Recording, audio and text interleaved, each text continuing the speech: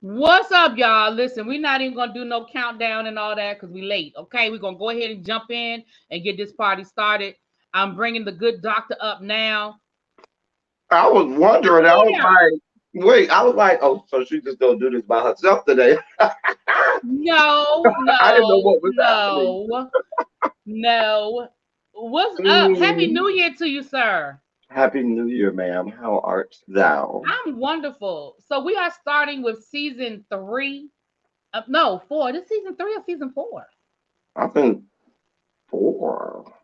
This Wait. is season. We started in 2020 because Mm-hmm. So remember this we was started right four. before. Okay, Mm-hmm. so listen, congratulations, we still here, and we're gonna get this party started this season. We're gonna get monetized and some more stuff.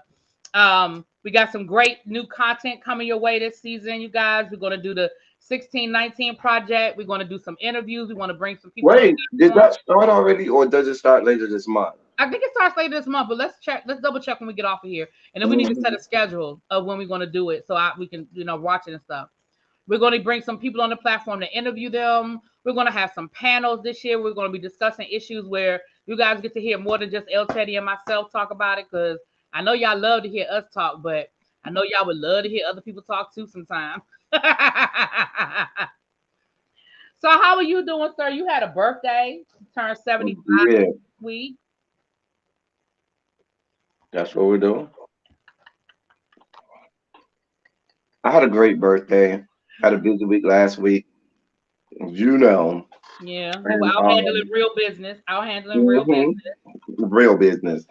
But I've been doing great. I have enjoyed Capricorn season. It will be going until February 14th, and then we'll let the rest of y'all do what y'all do. Whatever. Hey, Ed, what's going on?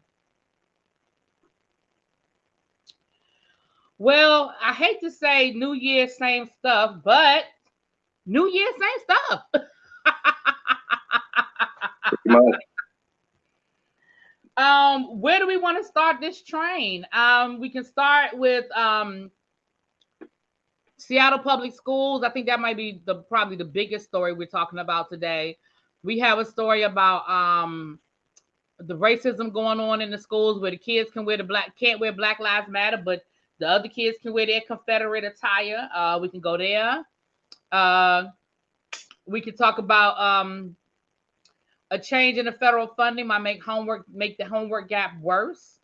Which way you want to go? Left, right, or up or down? Remember, I this year we meant to supposed to be give you. starting I next meant year. to get you that story. That's what I didn't get you. There was a story out of the second point in the Holy Trinity of racism, bigotry, and discrimination, where DeSantis is now going into universities and told them that there's, the Stop Woke Act applies to them as well, and they're cutting courses now.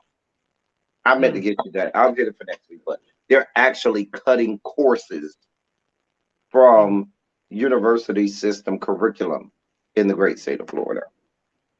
But let me ask you a question. What was that you said? You said the Holy Trinity of what? Because I think I like that title. Racism, bigotry, and discrimination. I like that. I think that is what the title is going to be. And You remember know, this I've year, been calling y'all. it that. I've been calling it that for so long. The Holy Trinity of racism. I know you've been doing that on your channel, but we're going to steal it and put it over here. Great. Yeah, we're stealing it. Mhm. With your permission, of course.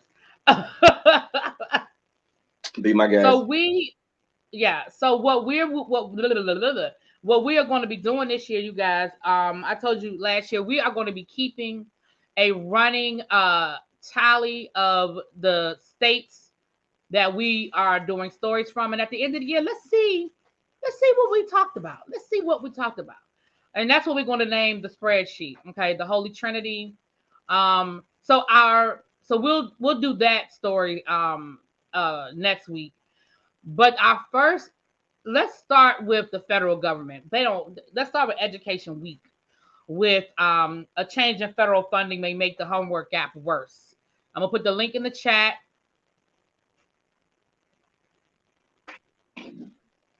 Oh, be quiet, Tracy.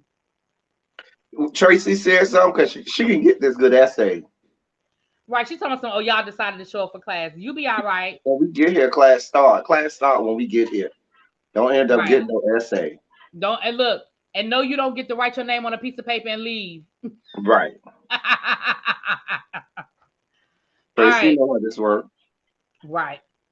So this is coming from Education Week, and it is dated January 10th of 2023. So y'all know we try to bring y'all stuff that is fresh. It ain't stale and it ain't molded and delayed. Okay. Funding for a program created to provide students and teachers with internet access and digital devices that they can use at home is not included in the federal budget for fiscal 2023. Remember, a lot of money was added to these federal budgets during the C-19 situation so that a lot of schools could do buy this equipment, computers and stuff like that they weren't ready for before the pandemic. The decision will make it harder to close the so-called homework gap, the term used to describe the lack of internet access that still exists for many students at home. Schools are increasingly relying on technology for teaching and learning in the classroom, from learning management systems to multimedia curriculum to internet research. And in some cases, schools are turning snow days into remote learning days. They're doing that in my district. So it's even more imperative that students have sufficient internet connectivity and devices to access learning materials while at home. Even though most schools are no longer closing their buildings to curb the spread of C-19. Oh, I did have another article about that. I'm sorry. Um, it was a short article. That's the end of that article. What do you think? Here's the issue. While they want all of this stuff to go on, we still have states rejecting funds to help build the infrastructure. And those that did accept the funds from the infrastructure bill, many of them aren't using them to build up internet connectivity, to make to give access online to all students and things like that, because that is a part of infrastructure at this point. They're using it to rebuild or to reconstruct things that should have been rebuilt or reconstructed years ago. So a lot of those monies aren't being allocated for that purpose. So you have kids that are at home. You're telling them, even though it's a snow day, you still need to be doing this work, but they don't have access to Wi-Fi. They don't have access to the internet outside of school. So and then you're talking about, I know we have this in major metropolitan areas where you'll have companies like um Xfinity or Spectrum where they may give discounts and things to households with kids, but in a lot of rural areas that doesn't happen, and even in some of the metropolitan areas it doesn't happen all of the time. It's just, I don't know, it just seems like we're failing still. We are. We are. I'm gonna say this. The problem that I'm having, and I think I said this in the last our last show, the problem that we're starting to have is you put all this money in place and you gave schools all this money to buy this equipment and this and this and this and that. But the problem that we're running into now, and now that you're not giving us the money, we can't maintain it. So, like for example, at my school, we used to have a dedicated IT person. He was in the building. He was there all day, every day, Monday through Friday, from the time school opened to the time school closed. If you put in a help desk ticket, literally, he was in your room within 20 minutes, right? What happened was he retired. And instead of putting one person in our building, we now have one person that's responsible for three buildings. So what ends up happening is, so now we have less resources with more demand, because we prior to the pandemic we didn't have a one-to-one situation with kids. The kids didn't have laptops. We had carts that we had in our classrooms, and he was in charge of maintaining the carts. He was in charge of making sure the teachers' laptops and projectors and smart boards and all of that. But now you've added that extra layer of kids. So what I was running into these last couple of weeks, kids whose computers have stopped working, they've lost them, the computer broke, somebody stole it, and there's nobody in the building. So what happens with my lesson plan when 4 or 5 of my kids can't get on the internet. What happens to the flow of my class when I have to make other? I mean, I'm a vet. I can figure it out. Like I can adjust. I can give my kids another assignment. I can figure it out. But again, those are the problems. And so now you're saying you're taking money out of the budget. I can only imagine how that's going to continue to affect that ongoing process as well.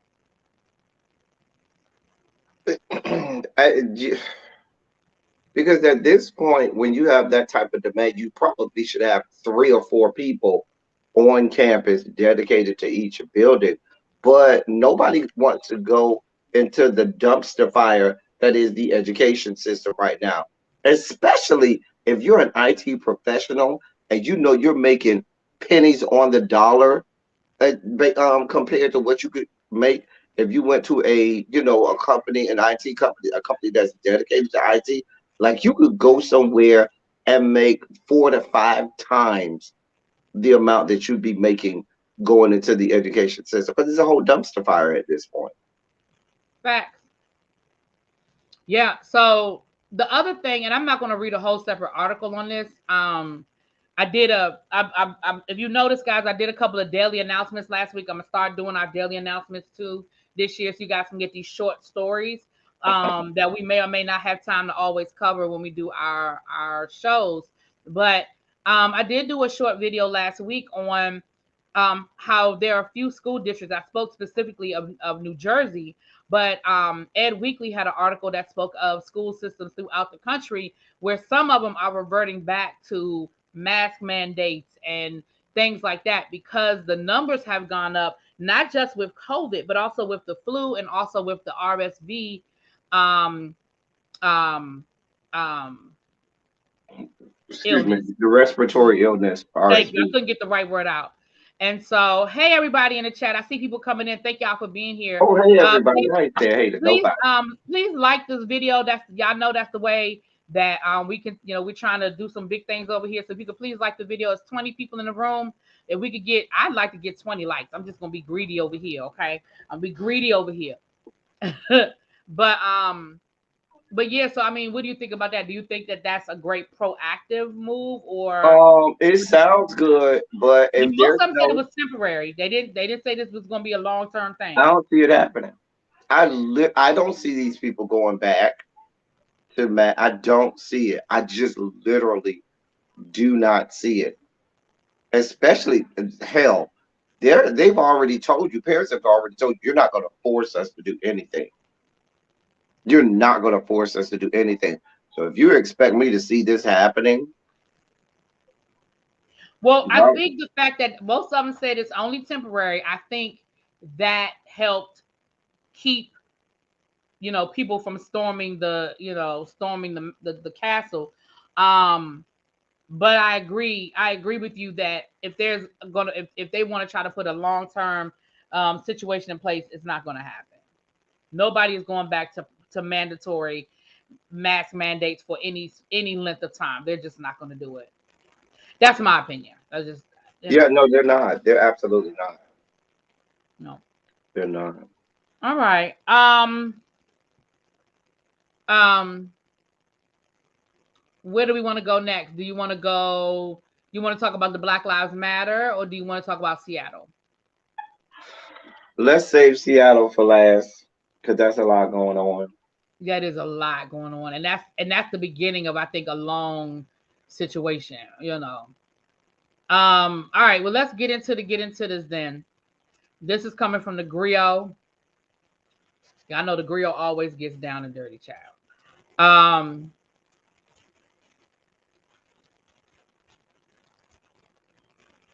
I'm putting the link in the chat. That's what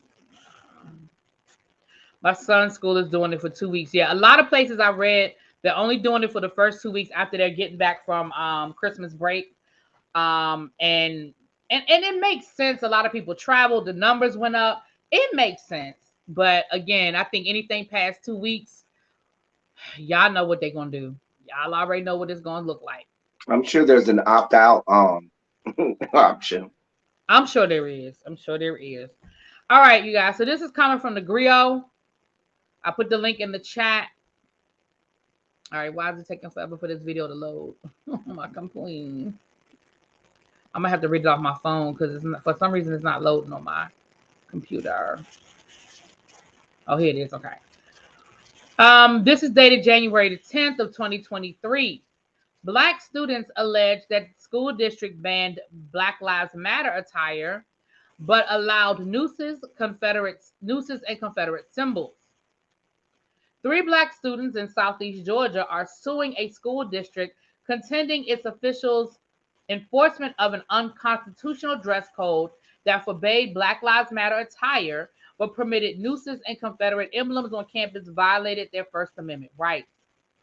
Lakeisha Hamilton, the mother of one of the students, and Tarita McCray, the mother of the remaining two, filed the federal civil rights lawsuit against the Effingham County School District on behalf of their minor children, Georgia Public Broadcasting reported Monday.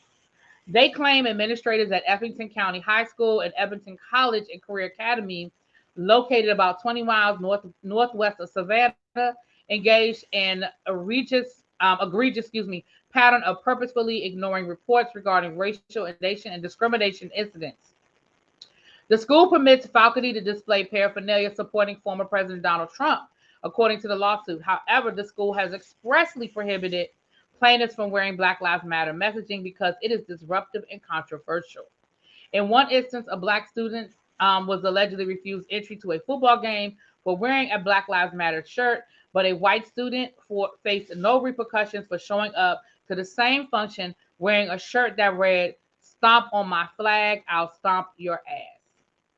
The lawsuit alleges the school officials told Black students that Black Lives Matter messaging depicts disruption, while the Confederate flag represents heritage, not hate, and is a matter of pride. Ooh! In addition, there was an instance of a white educator making explicitly racist remarks, plus a white student wearing a full Hitler costume during Spirit Week after obtaining prior approval from a teacher, and openly using racial slurs, including the N-word. The discriminatory incidents of Effingham County High School also includes two students writing racial epithets on lockers and on the baseball and in the baseball locker room, and some hanging a noose in the football locker room, according to the lawsuit. The plaintiffs want the court to declare that the Effingham County School District actions violated the Civil Rights Act and the First and 14th Amendment. They also request to have their disciplinary records regarding the charges expunged, a permanent injunction making the district comply with federal law, and monetary compensation. I'm almost done. In their official roles, Yancey Ford, the Effingham County School District Superintendent, and the 5 board members named defendants in the lawsuit asserted they hadn't yet been served. Defendants have been aware of the pervasive and consistent pattern of peer-to-peer harassment and discrimination, claims the lawsuit. Yet they failed to prevent or address the peer-to-peer racial harassment that was sufficiently serious as to create a hostile environment, that is, harassment that denies or limits a student's ability to participate in or benefit from school.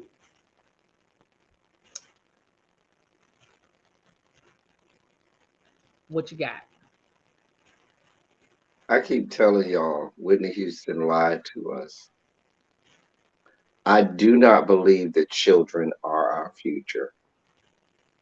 And if they are, God help us all. I keep telling y'all, and I know I try to, and I know this story is from Georgia, but this kind of stuff is it proliferates all over the country, from sea to shining sea, from the redwood forest to the Gulf Stream waters. You see this same type of stuff in California, in Michigan. You dare go over there to places like Minnesota or Wisconsin. I mean, this stuff is in New England because we know what goes on over there in Boston. It's inbred in the South.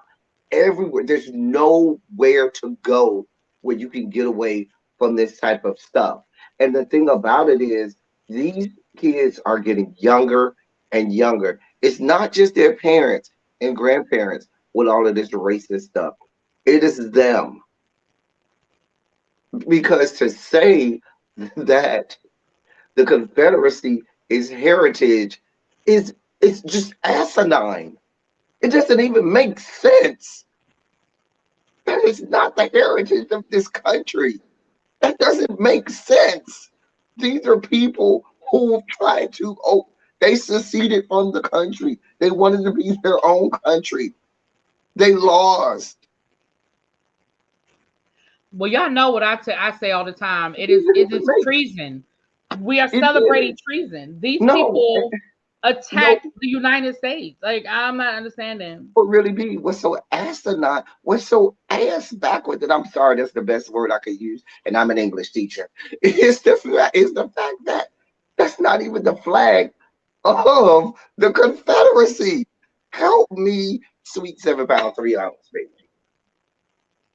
What that is, go ahead, really. I'm just, I mean, that's just beyond blatant. Like you let a kid come in. My thing is this: I'm not even mad at the kid wearing his Confederate shirt to the football game because it is freedom of speech, and he can wear whatever he wants to wear. The problem I have is that you didn't allow the other student to wear his Black Lives Matter T-shirt because you said it would be disruptive. But I don't know about you, but it is disruptive as hell for me to see a white person walking around with a Confederate, any type of celebration of the Confederate flag. So if you're going to say one is disruptive, then we got to be fair and say the other one is, or both of them come in. Because again, it would be a violation of that child's First Amendment rights on the flip side. But neither here nor there. What's going to be interesting is that this case has already gone to the Supreme Court and it was litigated. Um, there was a case, and off the top of my head, the name oh, of the case didn't we talk about that on here? we may have, but off the I top of my think head, we the case is did. escaping. But if you Google Supreme Court case Vietnam War student, the title of the case will come up. But it was a group of students who were wearing an armband. Hmm. And I the think we principal, really talked about that on we here. I did. really We think we did talk did. about it. They were suspended from school. Their parents, it was during the Vietnam War. The parents sued.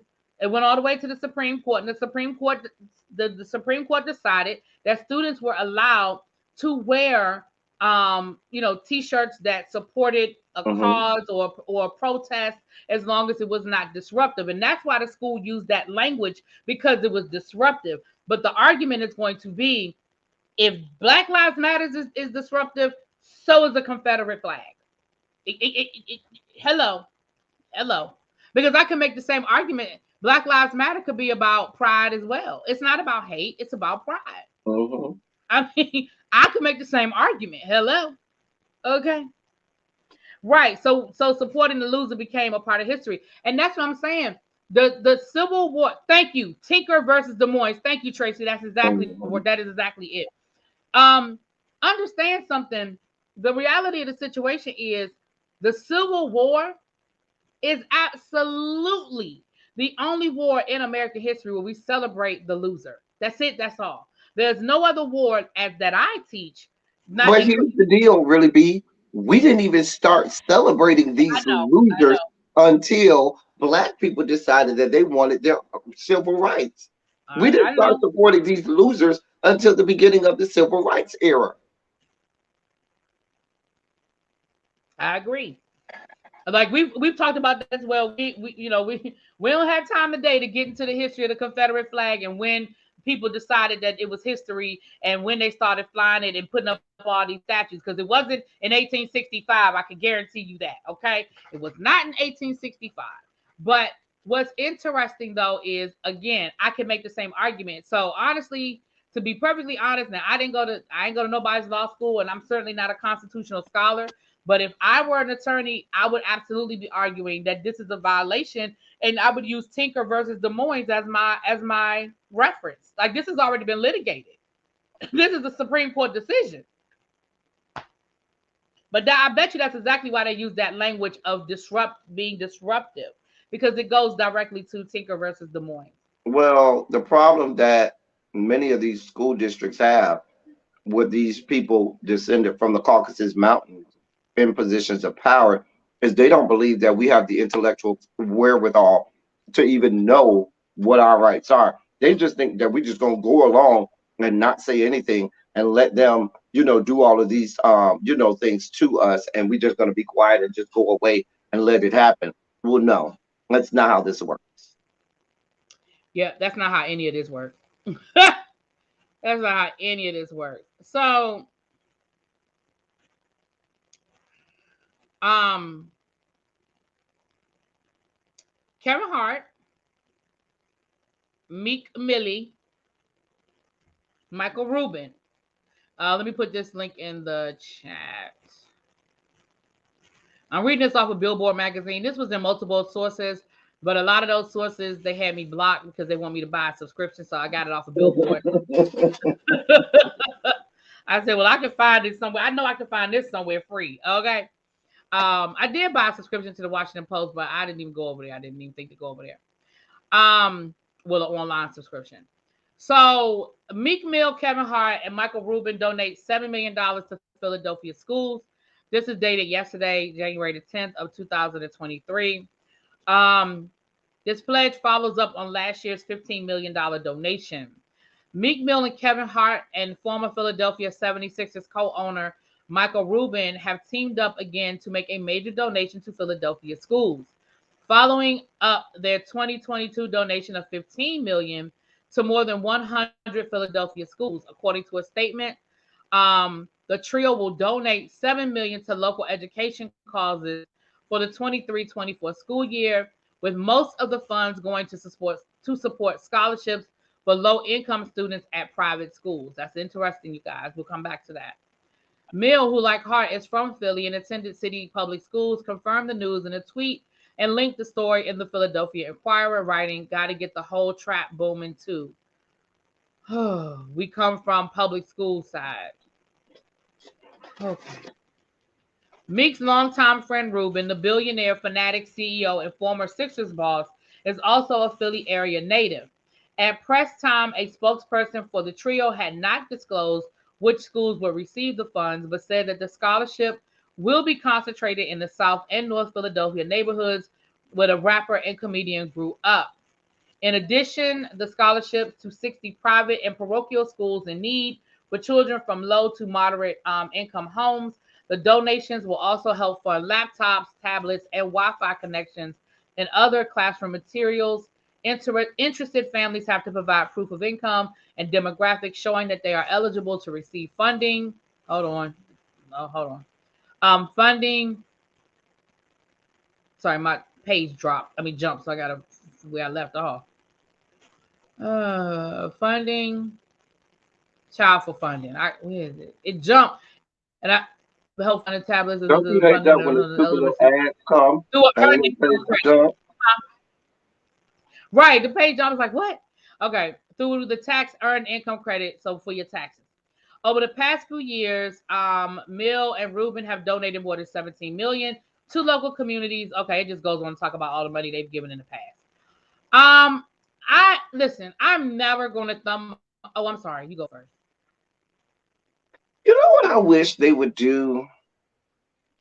I wish if you just were hell bent on giving to private school, scrap to giving to private schools. Do what LeBron did. Put these funds together, organize some people that can open up a worthwhile private school where these kids can actually go there for free. You aren't asking the parents for tuition. The kids that go there, they're all scholarship students. It will be for students that are low income or students, and students, minority students, and things like that, where they can get a curriculum that will meet their needs, a diverse curriculum that will do all of the good things. Why not do that? Because we know, and then you would have more control on being sure that what you were giving your money to really went to what you were giving your money to. Eh, eh, Because when you just say, "Oh, I'm gonna just give y'all this check, and I'm just gonna pray that y'all get it right and do right by it," you know as well as I know, really. Yeah, and then here's the thing. I'm never gonna thumb my nose. Oh shoot. Sorry. I'm I'm never going to thumb my nose at anybody giving large sums of money to a school. I'm never going to hate on that. But what I will say is, I agree. I think it's great that they're giving it to scholarship funds so that more underprivileged kids can get into a private school or a parochial school. My niece and nephew both went to Catholic school in Philadelphia, so I mean, I'm here for it. Like I ain't thumbing my nose at none of that.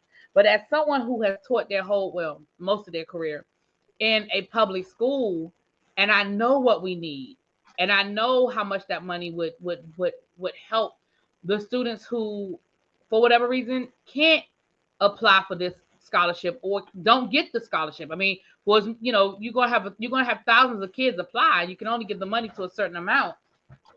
Um, but overall, I mean, I'm not going to thumb my nose at it. Overall, it's a great thing. But I'm with you. I'm not opposed. I'm not a big proponent of charter schools, and y'all know that. But I do not.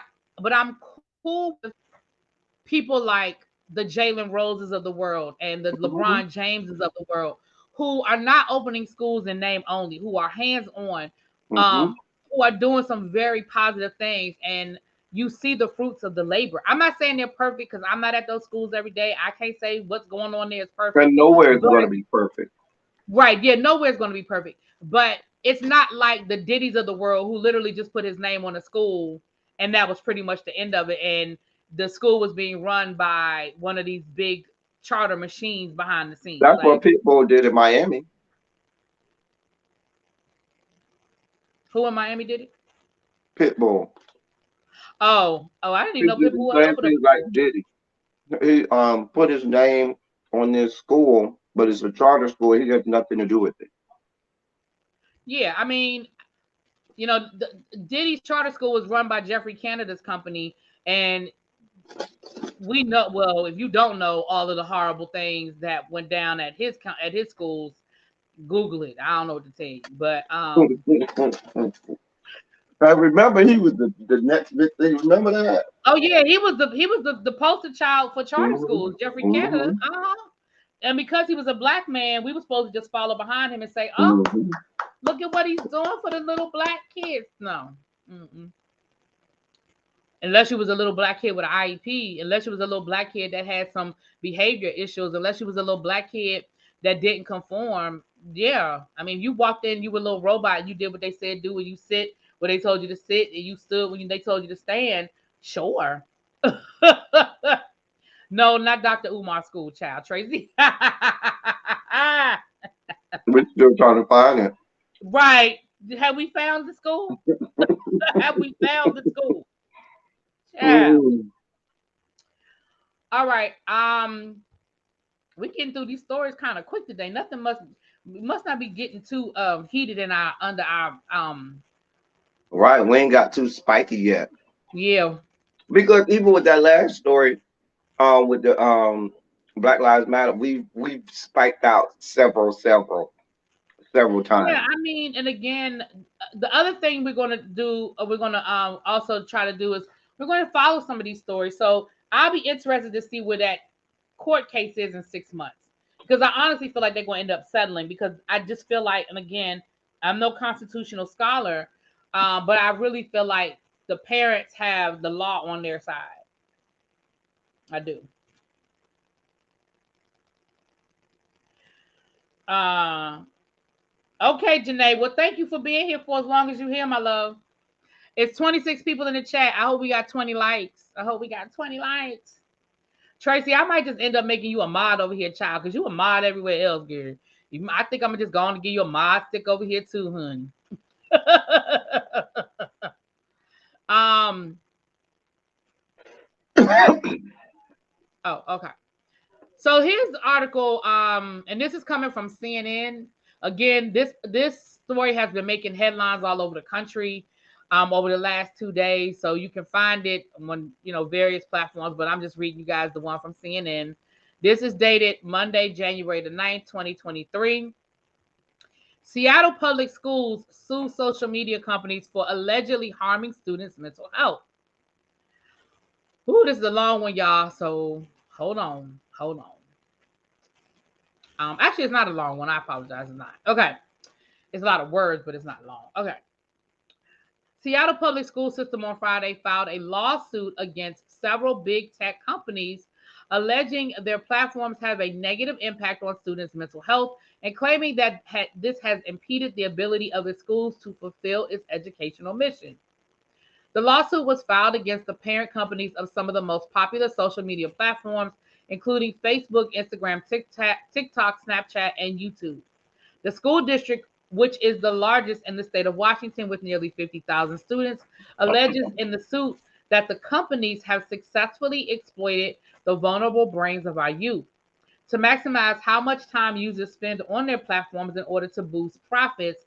The actions taken by the platforms, according to the suit, have been a sustainable factor in causing a youth mental health crisis, which has been marked by higher and higher proportions of youth struggling with anxiety, depression, thoughts of self harm, and suicidal ideation. The school district said students experiencing anxiety, depression, and other mental health issues perform worse in school, are less likely to attend school, more likely to engage in substance use, and act out. The district said it continues to take additional steps to train teachers and screen students for mental health symptoms who may need further support, but it needs a comprehensive long term plan and funding amid the growing mental health crisis of today's youth are expecting at the company's hands. The school district is seeking unspecified monetary damages. The lawsuit comes more than a year after executives from social media platforms fa- um, faced tough decisions from lawmakers during a series of congressional hearings over how their platforms may direct younger users, and particularly teenage girls, to harmful content damaging their mental health and body image. While a growing number of families have filed lawsuits against social media companies for their alleged impact on the mental health of their children, it is unusual to see a school district take such a step.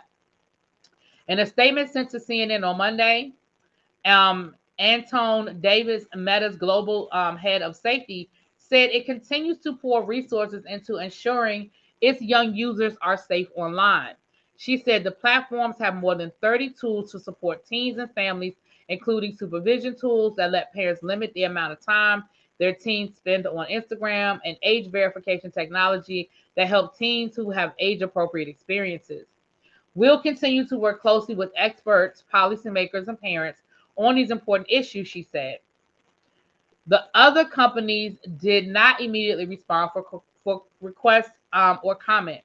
In the past year, a number of prominent social media platforms have introduced more tools and parental control options aimed at better protecting young users amid mounting scrutiny. I'm almost done, y'all. TikTok, which has faced pressure from lawmakers both for its potential impact on younger users and its ties to China, announced, I should have said that like Donald Trump, China, announced in July that it would introduce new ways to filter out mature or potentially problematic videos. The added safeguards allocate a maturity score to videos detected as potentially containing mature or complex themes.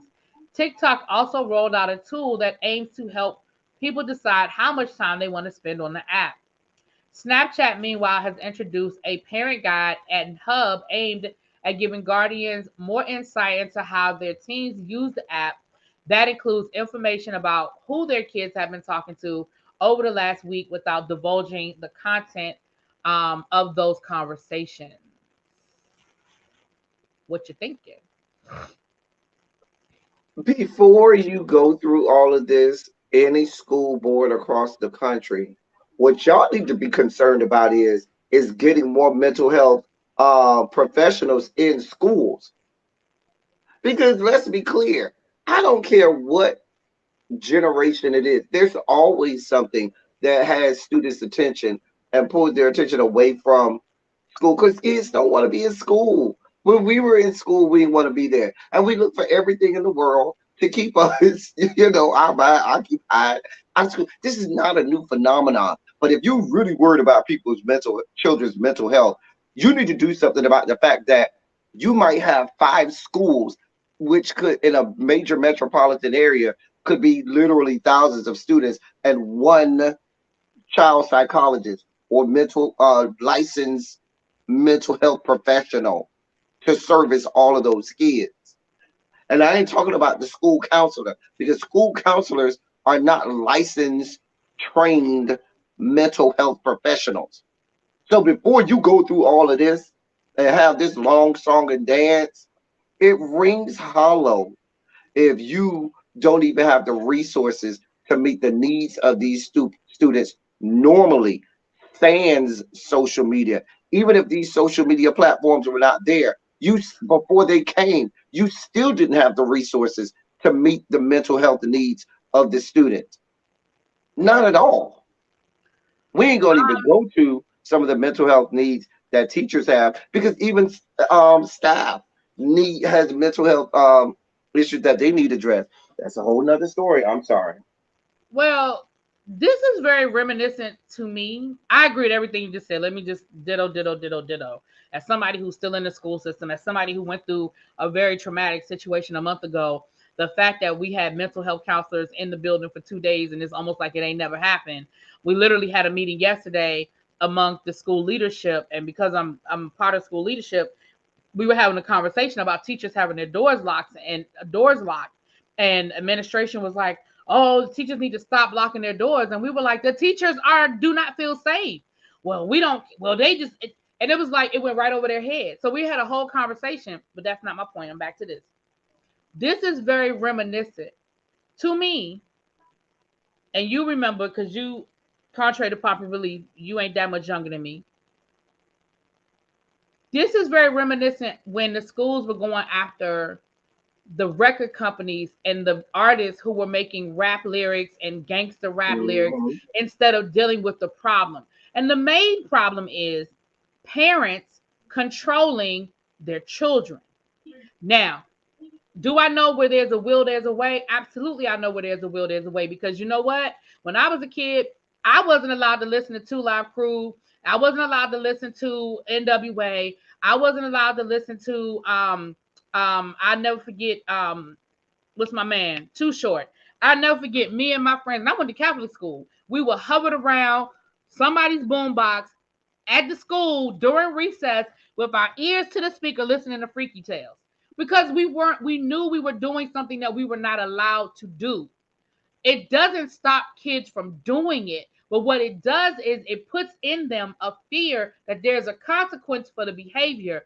And so I say, just like they didn't stop us, but I know my parents put things in place. The school put things in place. There was a consequence for the behavior. There was a consequence if we broke the rules. And that's part of the problem. If I have a kid who can't put their phone down, and I tell the parent, listen, your kid's on their phone all day in my class, and you can't address it, and you don't, or you choose not to do anything to address it. If I have parents calling my kids in the middle of class, I had a parent call Right. one of my 12th graders yesterday. Let me say that again for the people in the back. One of my 12th graders yesterday called her to tell her she wasn't picking her up after track practice and she needed to catch the subway home. Why wasn't that a text message? Why you Somebody literally got listen. That'd be like the ones who get mad at me when I say, "No, you can't answer that. That's my mama, and she know where you at." exactly? No, you cannot answer I the had phone for another your mama. We in parent the middle of class. I had another parent, again, this is one of my 11th grade parents, call her kid, again, called her in the middle of my class. She didn't answer it because she knew better not to answer it. So the mother texted her and said, "Can you start walking to the front of the building?" You know why?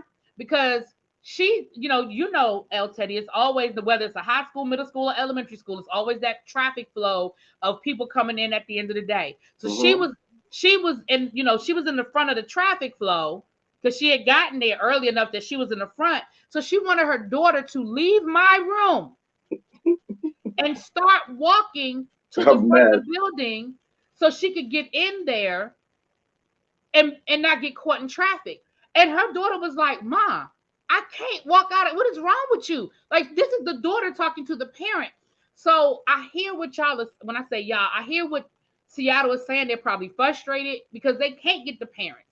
And I hear it, but honestly, that's what I hear. I hear we want somebody else to raise our kids. That's what I hear.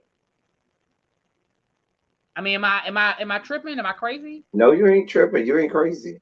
Okay, because Yeah, that's what I mean, yeah. honestly, I mean, that's a great idea and all that good stuff. But you know, like I know, El Teddy, things that like some like it's like music. The music don't the music changes, but it's the same issues. Like if you talk Mhm. to people in the 1950s, their parents got on them, oh, that rock and roll, oh, that's gonna be the end of us. Right. Oh my It's goodness. always gonna be something. Listen, Right. But it's your job as the parent to say, listen, that is not acceptable.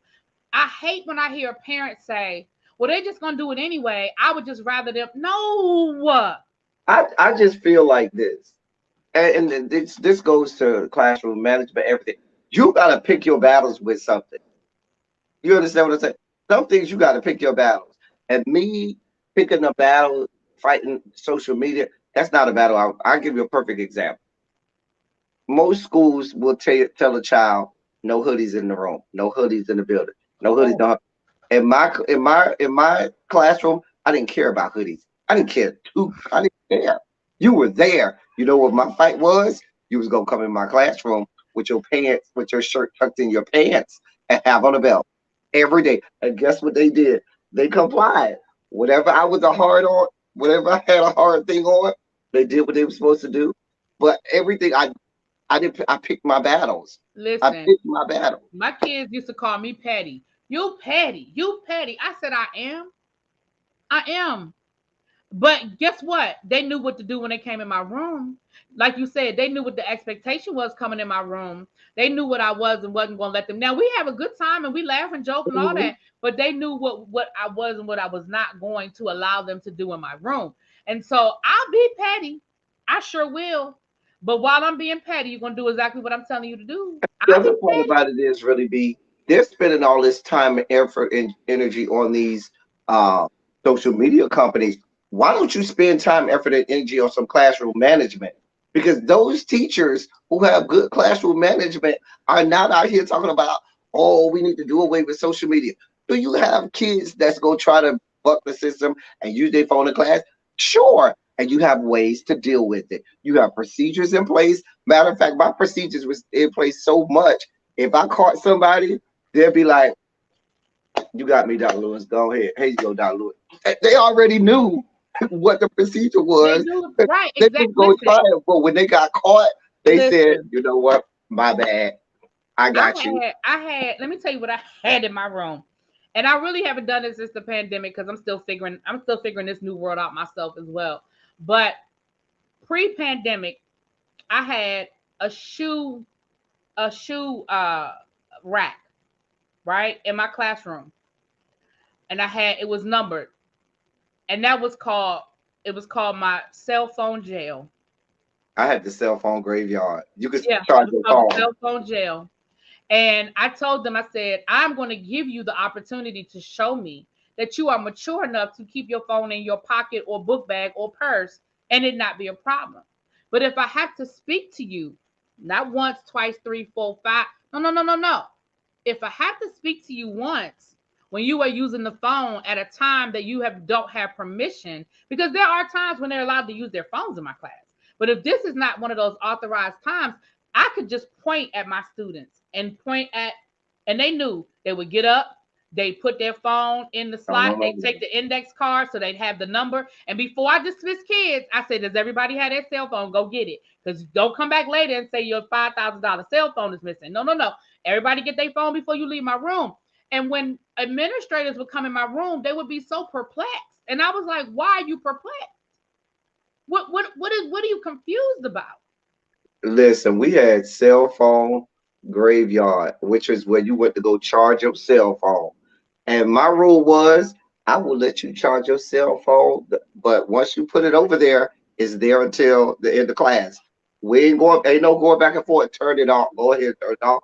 Put it over there. And most of them, especially at the end of the day, love that. I don't mind.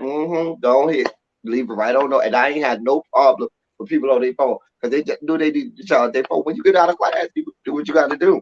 The other And problem is, yeah. like I said, with classroom management, kids have time to be on phones when they ain't got nothing to do. And T. Jones, I appreciate what you just said. T. Jones said my son tried it. I turned the cell phone off from my phone right after the teacher email.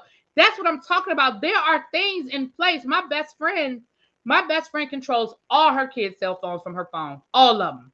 She controls their data. She knows when they've used up their data for the month, and she has a senior in high. She got 5 kids. She's got a senior in high school.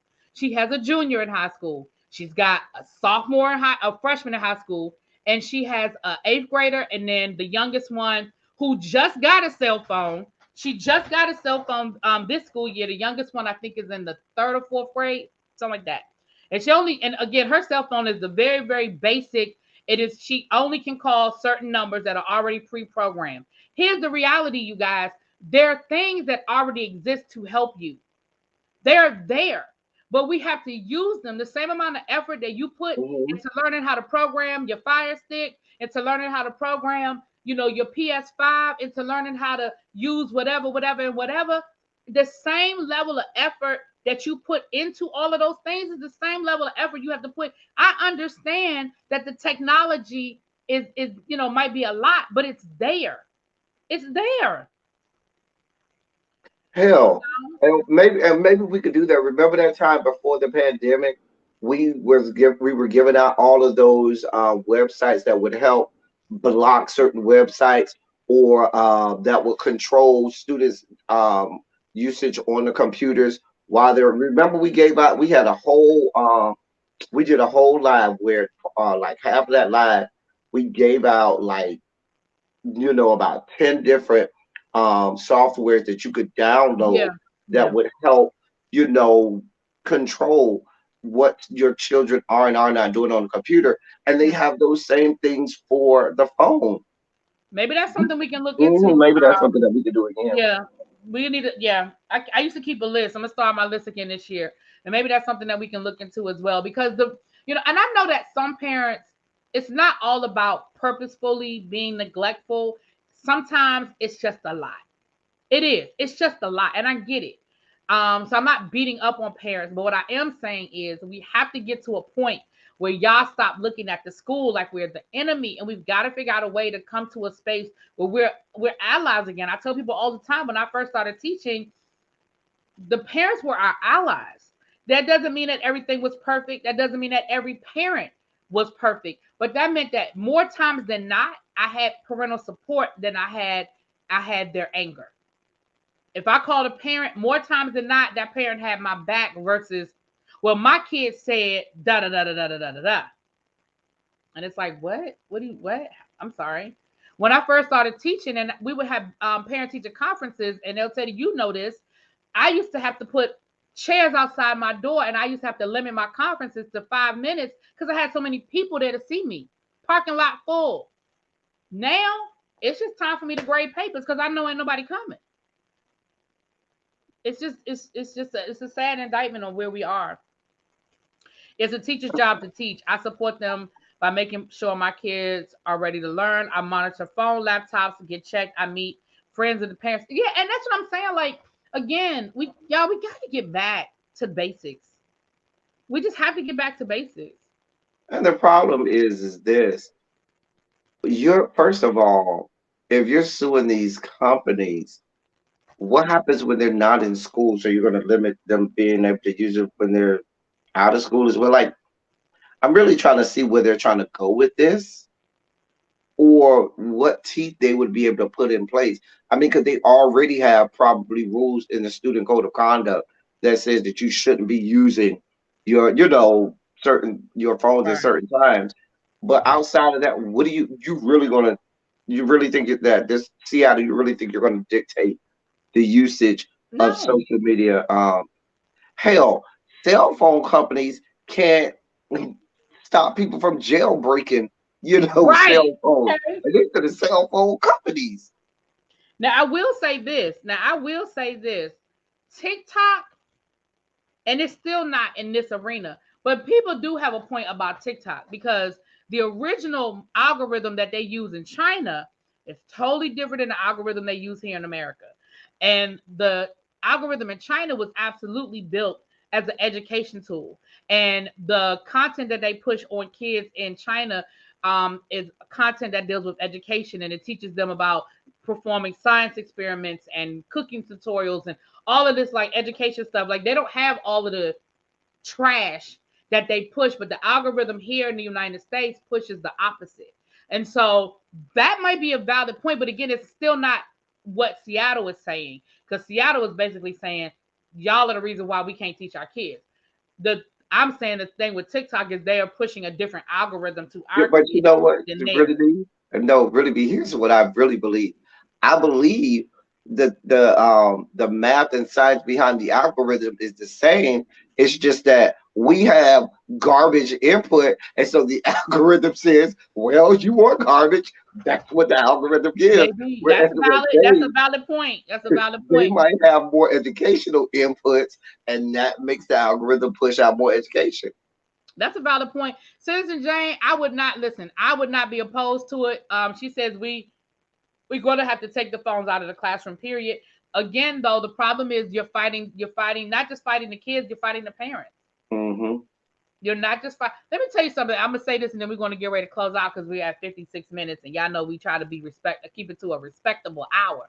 But a couple of years ago, this was right before. This was the year before the pandemic. Not the year of, but the year before that. I had a student, ninth grader, football player. Mother called my classroom. Again, mother called, and the student didn't answer because he knew not to answer.